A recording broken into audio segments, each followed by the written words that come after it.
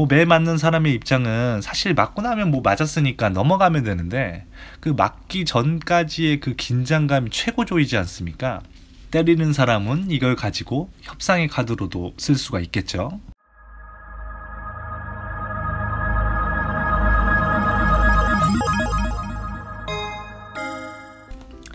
안녕하세요, 소설가 DC입니다. 오늘은 지난 시간에 이어서 저의 새로운 소설 신작 위기의 삼성 증선이의 습격 하편을 이어서 공개하도록 하겠습니다. 혹시나 소설 상편을 못 들으신 분들이 계시다고 한다면 오른쪽 상단에 영상을 꼭 먼저 보시고 이 영상을 봐주시면 감사하겠습니다. 말 길게 할 것 없이 바로 영상을 시작하도록 하겠습니다.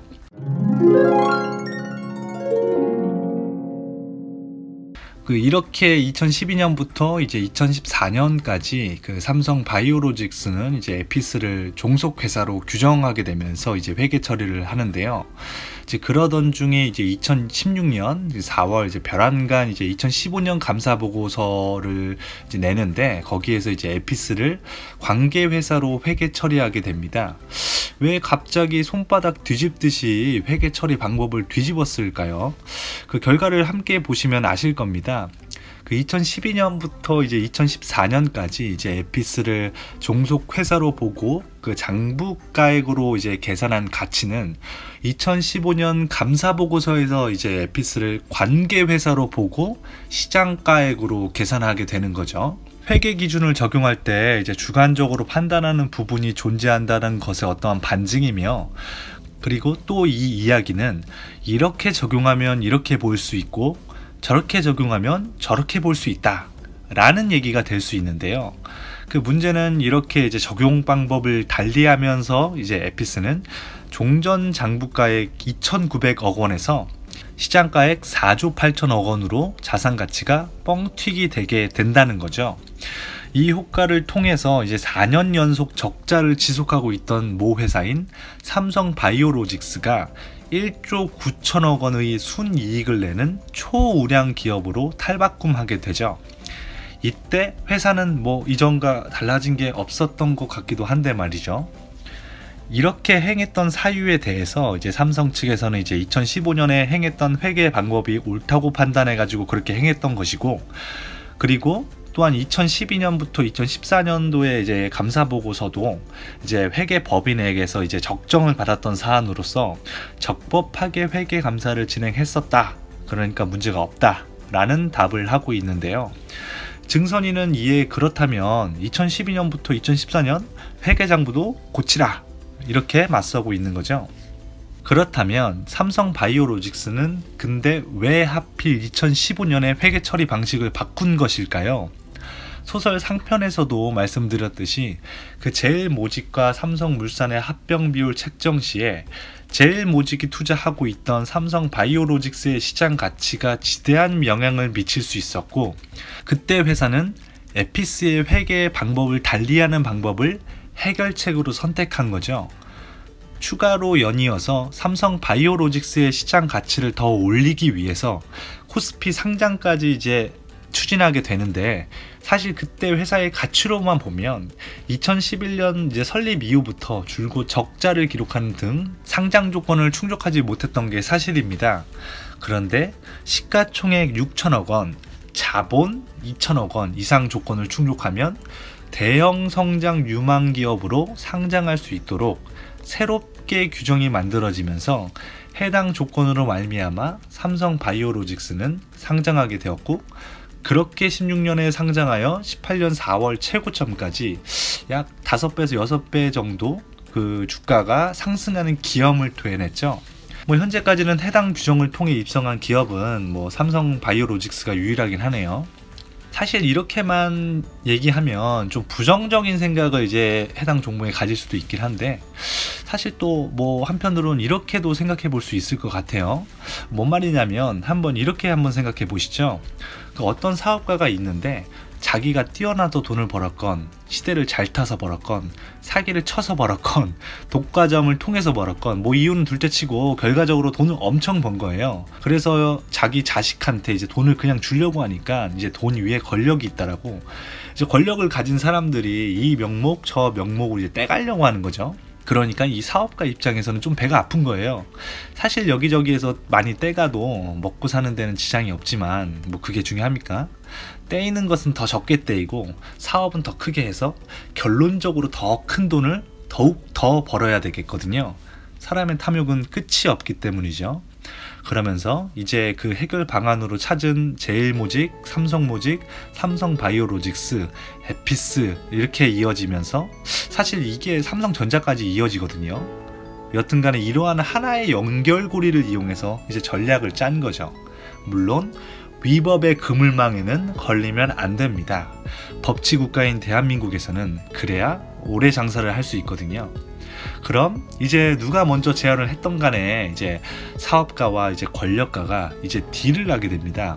그러면서 이제 그 사업가는 이제 나스닥 상장이라는 협상 카드를 내세우면서 이제 자신에게 유리하게 딜을 하도록 유도를 하는 거죠. 사실 그 삼성바이오로직스가 나스닥 상장 기준을 완벽히 충족했는지 여부는 추가적으로 더 따져봐야겠지만 말이죠.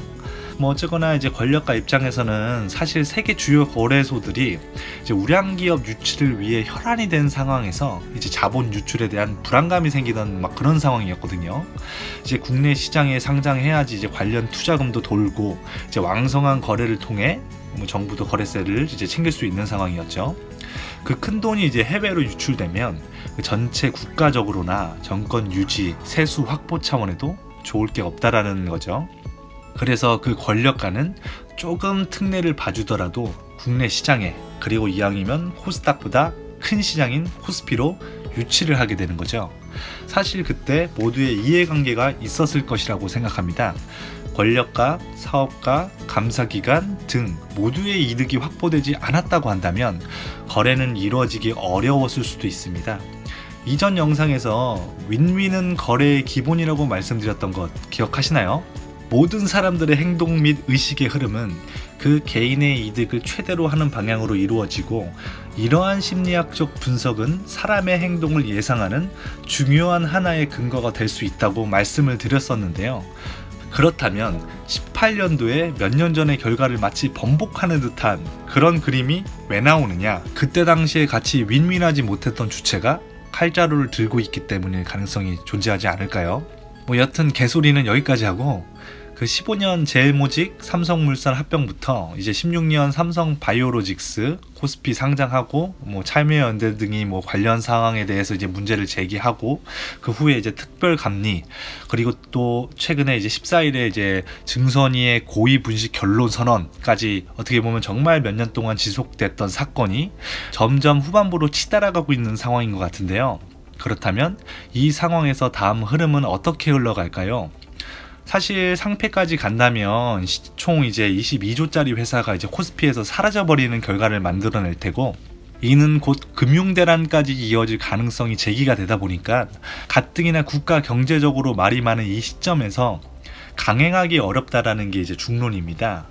사실 5조 7천억 원대 분식 회계로 1년 3개월 만에 이제 주식 거래가 재개됐던 대우조선해양조차도 이제 상폐를 당하지 않았던 전례가 있었죠. 그렇다고 이렇게 고의 회계까지 선언한 상태에서 일부 기간 거래 중지만 주고 문제없이 거래를 재개시킬까요?